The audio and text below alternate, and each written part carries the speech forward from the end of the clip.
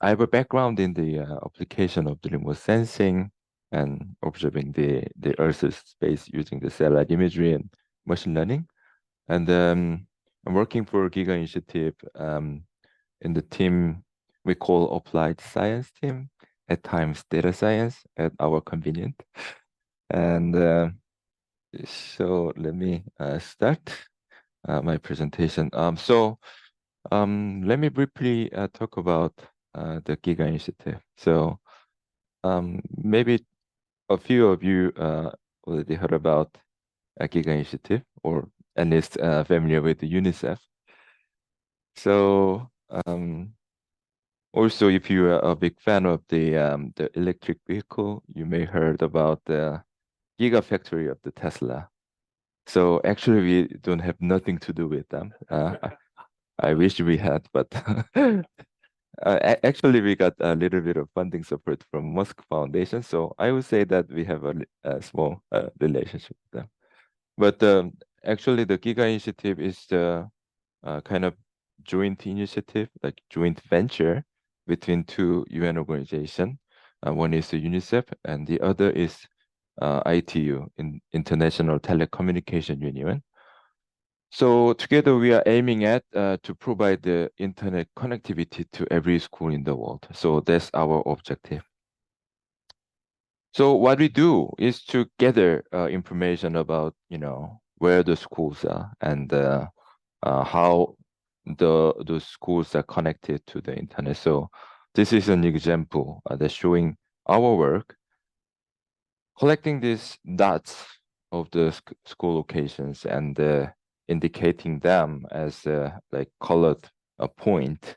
So you can see the red dots are schools without internet, and the green dots are school with the internet. So from just looking at this map, you can see where those schools are not really connected, and you can get a sense of the digital inequality, and where we have to really put our effort to provide the internet connectivity to overcome this digital inequality.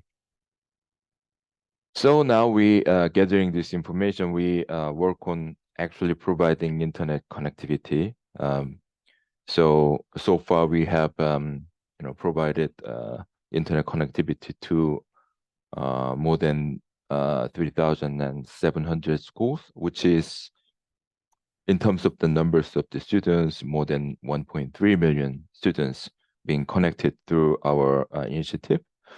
And when it comes to mapping, I will talk much more in details about it, but we are reaching more than 1 million schools mapped throughout the globe, and we are mobilizing this large amount of funding throughout the public and private partnership. So this is what Giga initiatives actually work to mobilize the funding through private and public partnership and provide the internet connectivity with the knowledge about where those schools are located.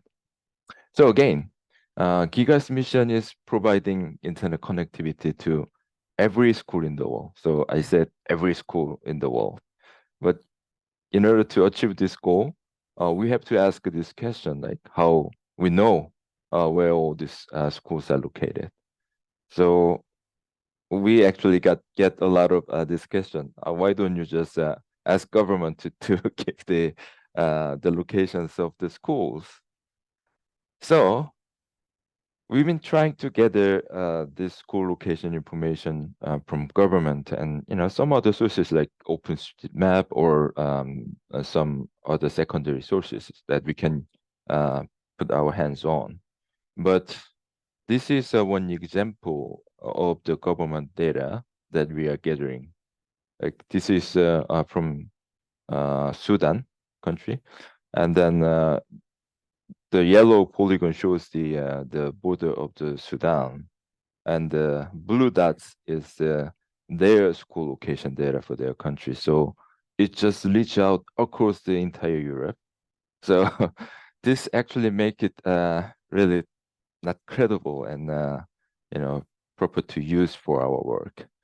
So in this case, we have to go through a lot of cleaning and manual checking and validation, and this has a lot of problem when we also try to gather and build a database for the entire globe.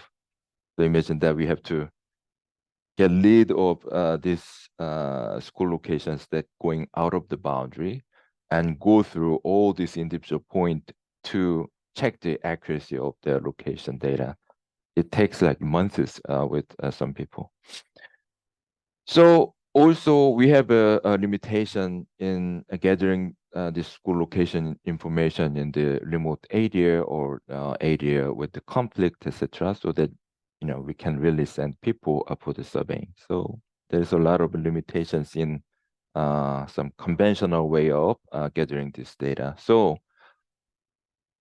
the solution that we came up with using the satellite imagery. So this is one example of the school in Brazil captured by satellite imagery. So the type of the satellite imagery that we are using for this work is this commercial satellite imagery provided Maxar, previously a digital globe, which provided 0.3 meter spatial resolution, which can identify this small object of such a centimeter. So imagine that the schools are much, much high, larger, so that we can identify how those schools are built and what kind of facility it comes with. So we can actually see the patterns of this construction pattern. So with our eyes, we can definitely see that those are typical schools in Brazil. But we also need some other method to automate this detection process. So we apply this machine learning algorithm to make it more scalable and quantifiable approach. So now let me briefly introduce about our effort to build this machine learning AI models to use the high resolution satellite imagery. So we'll give a recent example of Sudan project, again, this map. So this has been the cooperation with the UNICEF Sudan country office. They didn't really have a very good database collected by the government, but also they know that the ground-based data collection is not feasible for them because of the conflict and difficult situation on the ground. So we decided to apply this method using high resolution satellite imagery. So initially we checked the data set falls into the country boundary. So it just leaves 6,000 school locations. And we went through manually if they are accurate and usable. So it only leaves like 2,000 school locations. So this is the amount of the data that we used for training of the machine learning machine learning model. So before we talk about the actual model development, let me talk about the type of the resources that we have and use for this project. So first of all, we have access to the very high resolution imagery um, acquired and provided by the company called Maxar, US-based company. And through the collaboration with the US State Department, we have access to their entire archive. So we can have time series data of this 0.3 meter spatial resolution data. So also this data are globally available. So we have been using this data for different purposes as well, and for some collaboration with the external collaborators and research institute.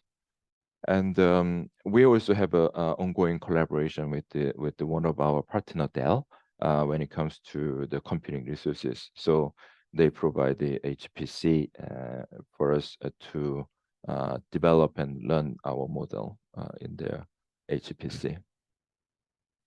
So at the beginning, we started building this we call image tile-based classification model, which is providing image tiles of the school and non-schools, and apply this convolutional neural network to make the binary classification of these image tiles into school tile and non-school tiles. So we have tested this way of model development in different countries that I listed here, and then made some sort of success by finding 6 or 7,000 new schools mapped in Colombia, and overall 20,000 new schools mapped in over these 8 countries.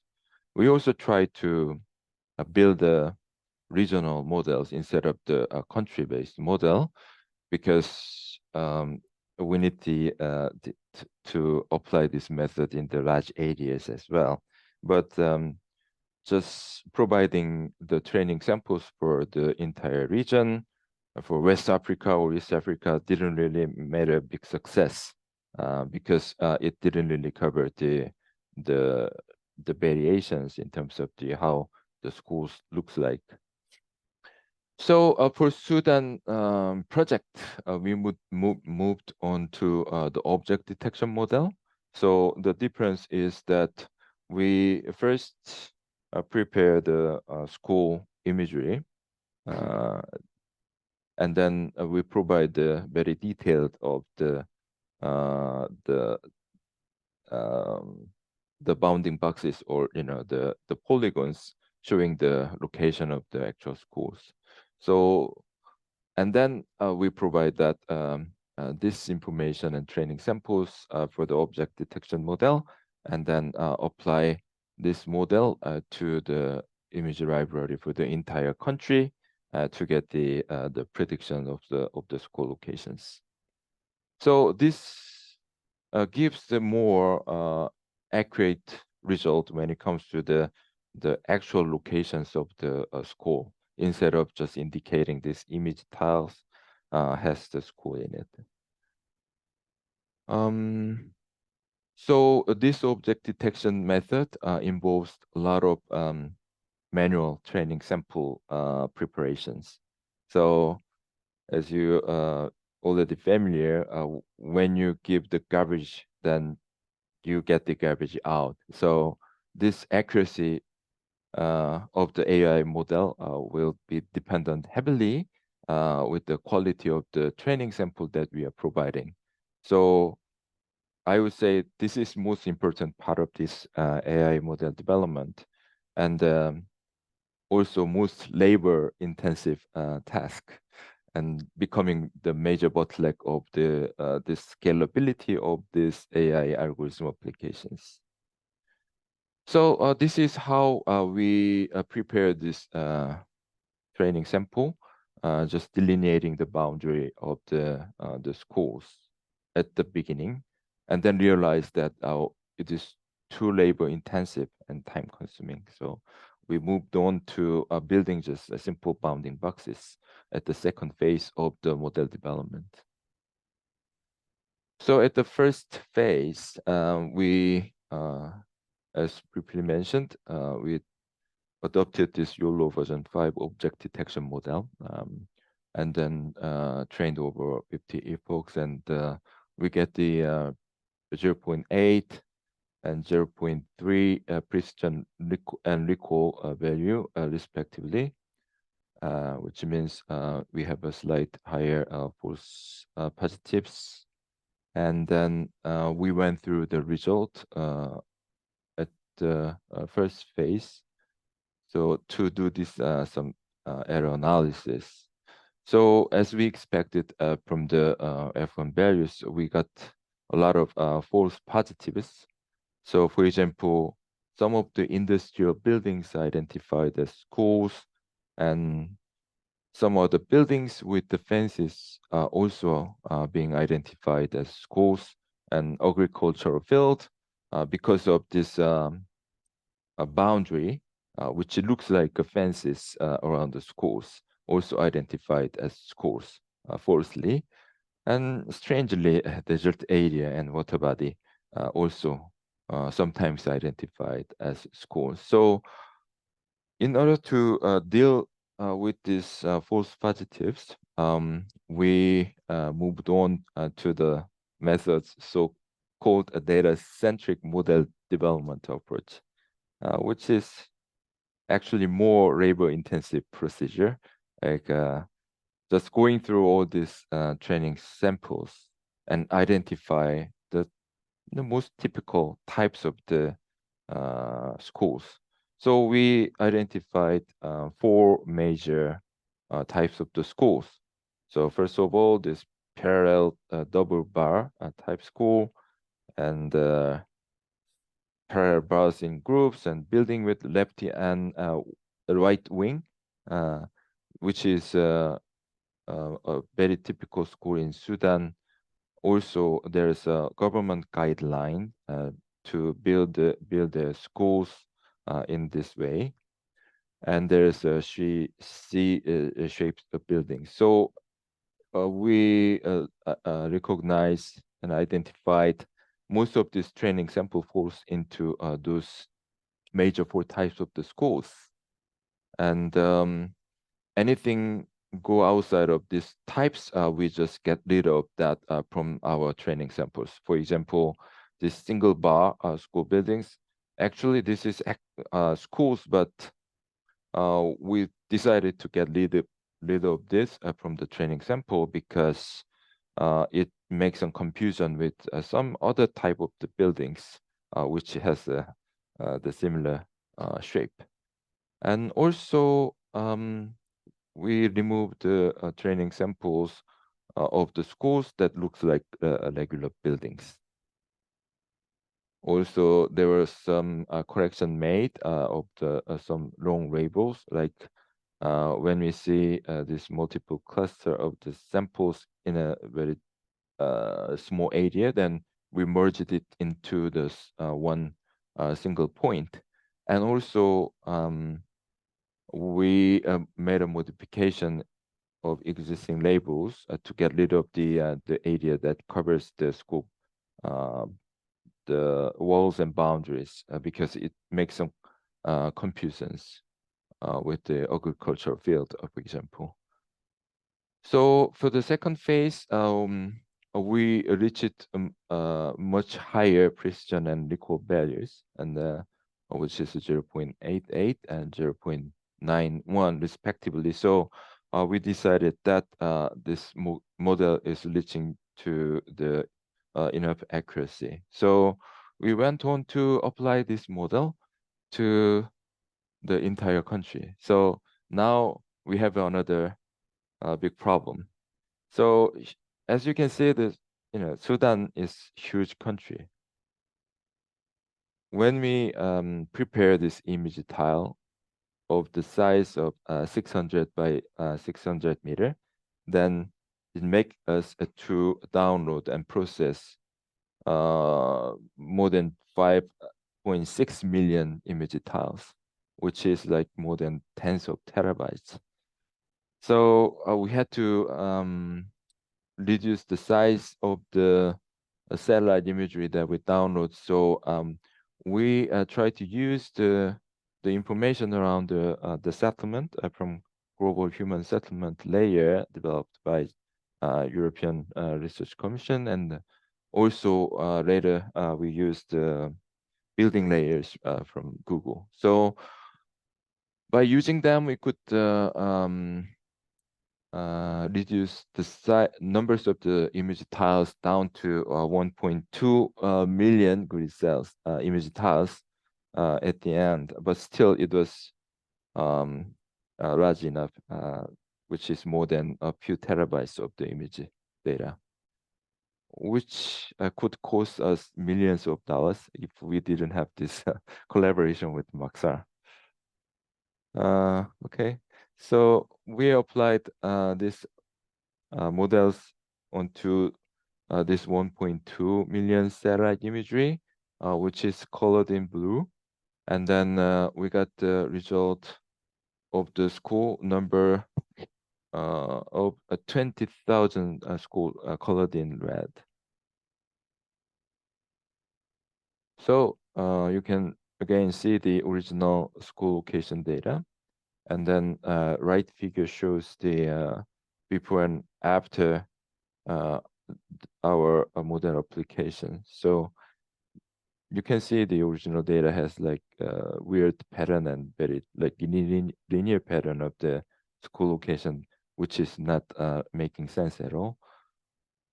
And we could see in detail that we reliably identifying these typical types of the schools in the detailed view. So this is, more results that we can identify as an improvement. So in the original data set, in the area that different schools are located in a clustered manner, it only captures one school in the middle, in the center. But after the application of our method, we could identify all those three schools in this region.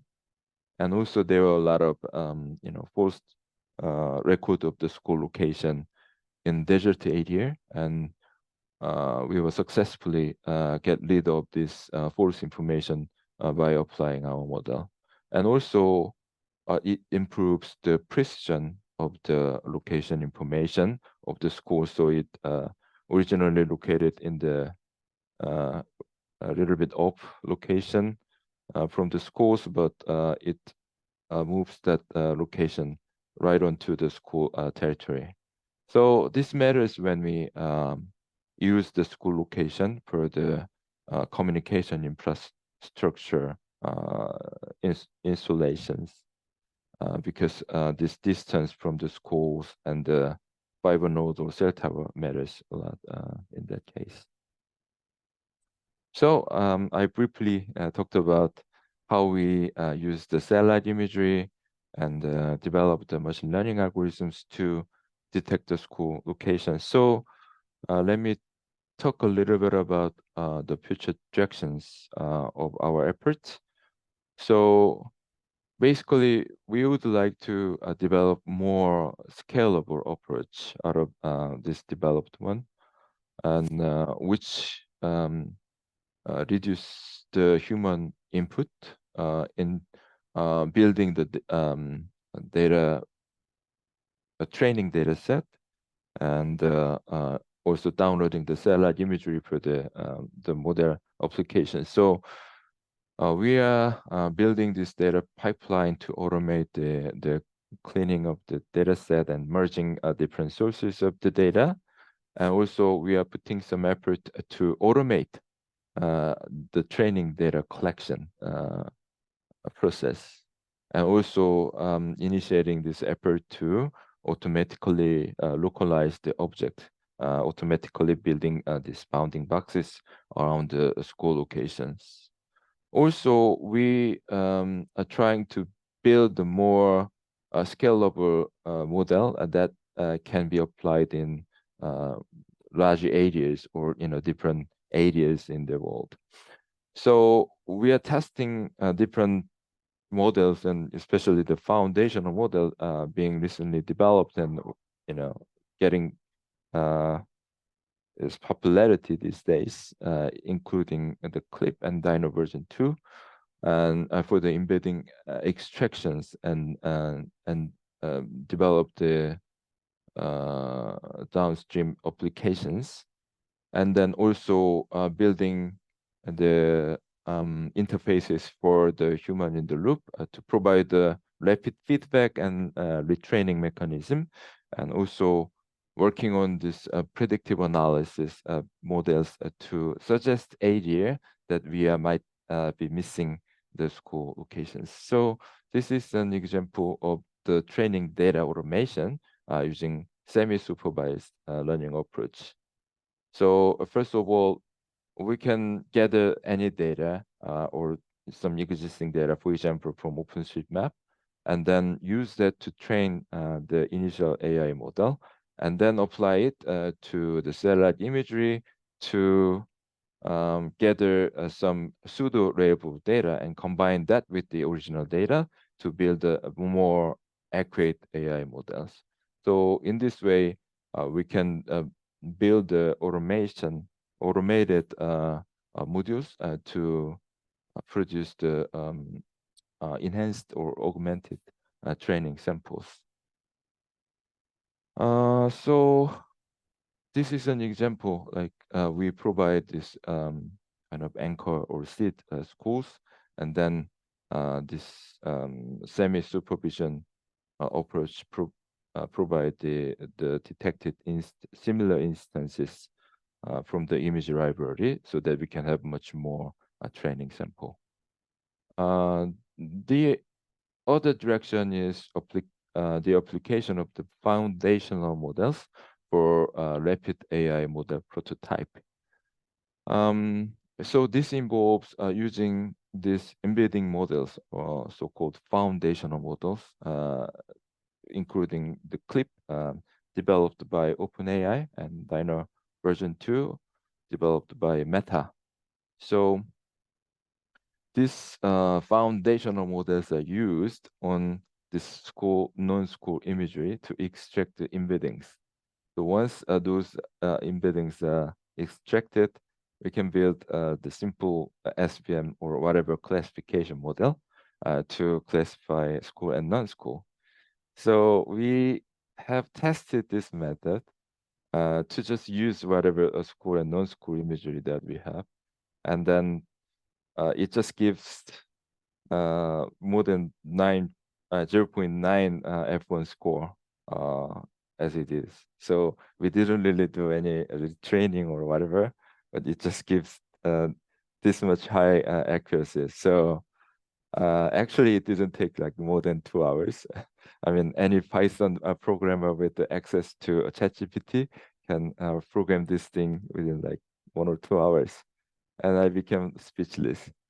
So we spent like a year for the Sudan project to develop and bells and whistles, and now it gives a much better result now. So I mean, it's not like our effort and time is all wasted, but we now have more opportunities to build like more scalable approaches. So we can imagine that we can quickly build this kind of prototypes, and then it leads to the application of this prototypes and the models for the human in the loop modules, like quickly build this model and give the result, and we get the feedback from the human operator, like just few point giving the checking of the result.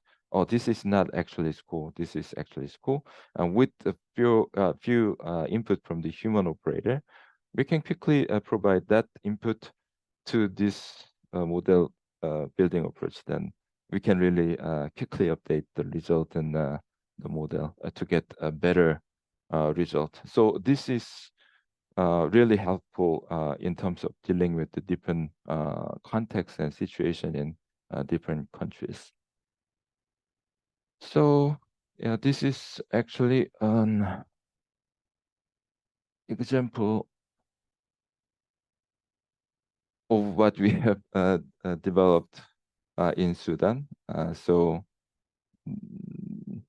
this is a kind of the web-based platform that we are putting together so that we can use the web-based high resolution imagery that you may able to access in Google Maps or something like that. And then we ingested our Sudan model in the backend, and then just apply when operator click a button and then give the actual locations of the school. So this is something that we are developing and combining with the modules for the human in the loop, and then with the given feedback, we're gonna retrain this model to get better results. So yeah, there was a quick demo, but I didn't really want to show the online version because it's gonna make a lot of problems. So other direction is applying this method in different topics. So as a group at UNICEF, we are working with the different country offices and different collaborators as well. So some of them are not really interested in detecting schools, but instead they are interested in detecting some different things. And not the nuclear weapon, but something like water well, like the UNICEF country office in Madagascar is very interested in finding water wells close to their school, so that they are sure that those children studying in this school has access to the clean waters. So with the 0.3 meter resolution, I'm pretty sure and confident that we can find this type of newly built water wells.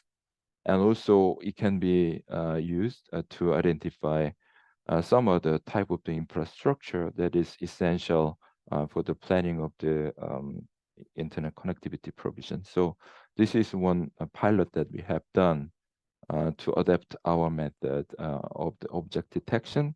So it's actually detecting well some types of the cell towers in Brazil. Some other type of the application is building height measurement. So we provide this high resolution satellite imagery and couple that with the ground truth data captured using LiDAR measurement, and then we could approximate the measurement of the height with the high precision, less than 50 centimeter of the error range. So those were some potential applications of our approach using computer vision, the high resolution satellite imagery. So as a conclusion, we identified and confirmed that AI combined with the satellite imagery provide viable options to map every school in the world in the scalable way. But training sample and large data input and difficulties to provide the feedback, it becomes the bottleneck for scaling up. So recent development in terms of the computer vision and the foundational models provide a very good opportunity to overcome these problems that we had. And hopefully we can build more collaborations and networks, especially research institute and university like yourself.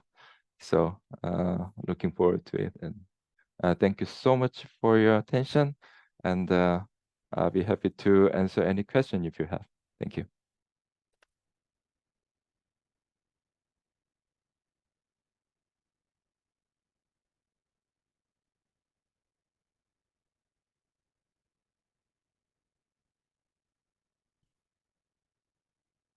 Just to clarify about wells and water. Uh-huh. So it's not clear to me, but probably you can elaborate on that. It's water well detection. So water detection or the well, the physical structure of the well. It's a water well detection actually. So again, exactly same as a school detection, we are not able to find all the type of the schools, and also the same as the water wells. So this is the typical type of the water well that we are confident that we can find. So I mean, water surface water is also something that we can find, but we are not really interested in doing that at this case. So we are just targeting this specific type of the water wells.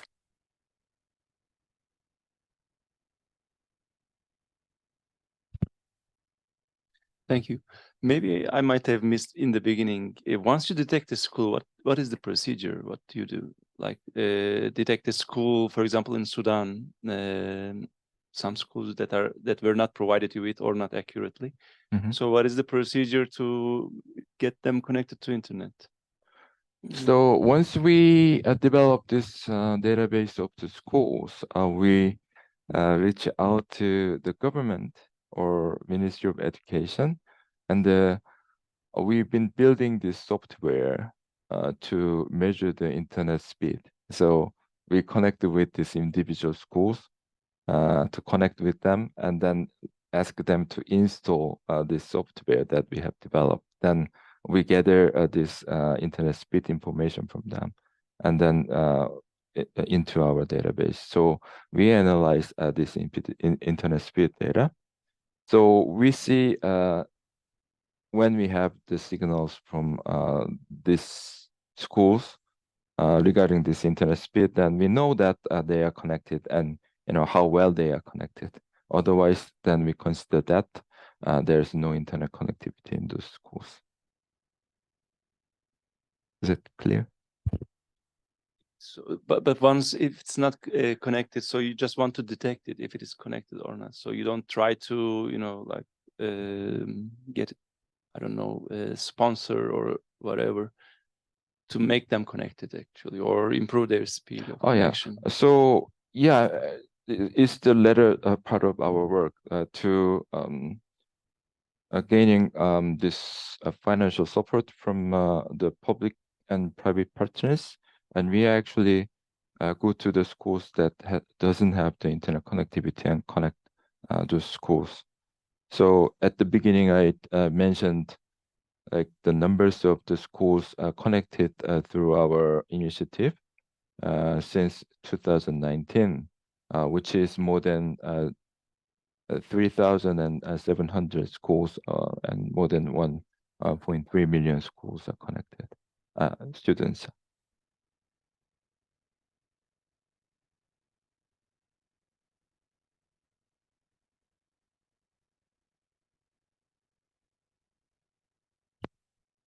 Thank you for the presentation. It was very interesting. I just wonder,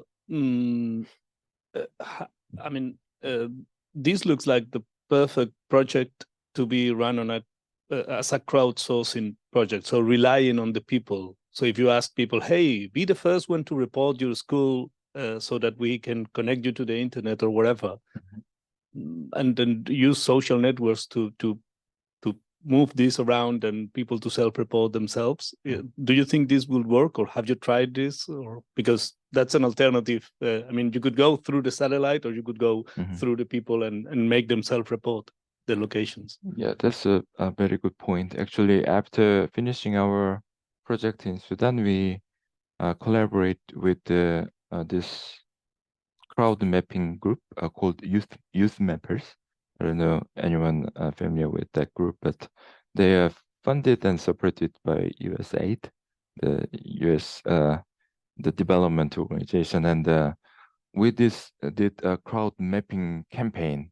So out of this result from our Sudan project, we sampled some data and then wanted to get some ground-based validation with these volunteers of the youth mappers. So we collected 6,000 random samples validated throughout this collaboration, and then it's gonna be like final actual practical validation of our machine learning algorithm-based result. So we are planning to continue this kind of crowd mapping, but the difficulty is not like entire schools can be validated or collected throughout that kind of effort, because it has limitations in terms of the numbers of the volunteers that we could get, and also there are some limitations in the accessibility to certain areas. For example, Sudan, or for example, a country that we just have started the project is Yemen, and they have a lot of areas that people actually cannot access to do the ground survey. Yeah, then another thing is thinking that wherever there is people, there should be a school, and finding holes in the map based on, hey, if there is population here, there should be a school somewhere. Yeah, that very insightful comment.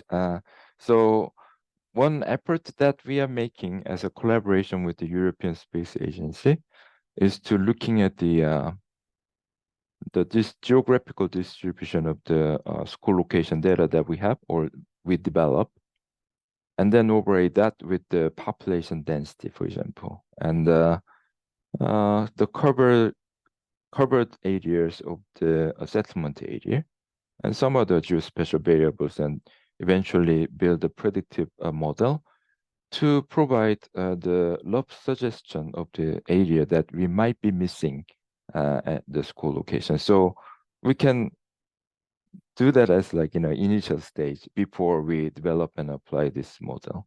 So we can scope down the area by applying this kind of predictive model, and then apply this high resolution based model to reduce the size of the satellite imagery that we have to download and use, and then reduce the time and effort for doing that.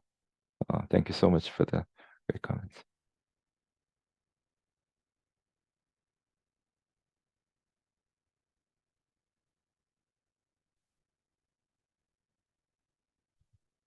Yeah, maybe not related to your talk. Thanks for it. Very interesting. Could you say a few words about UNESCO in Barcelona? Where are you? What are you studying? How many people are there? I mean, what are the fields of interest? Okay, so Giga initiative started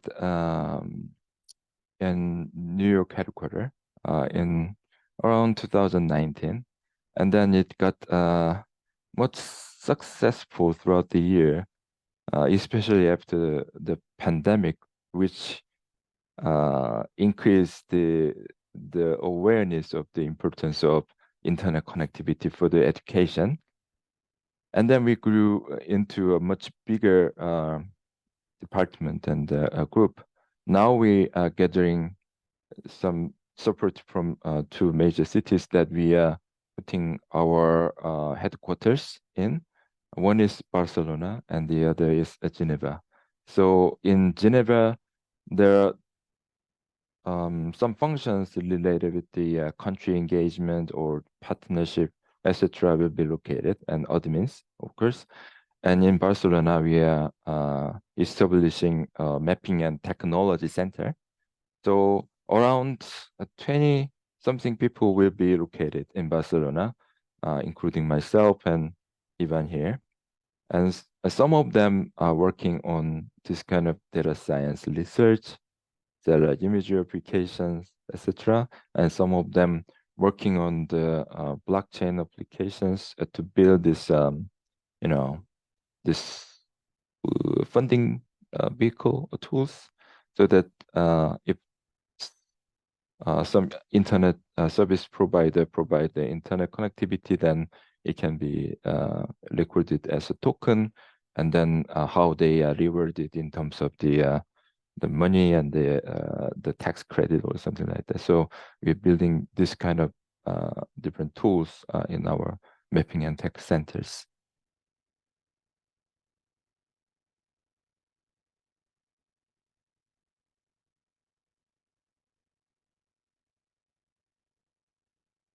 Thank you. Thank you so much.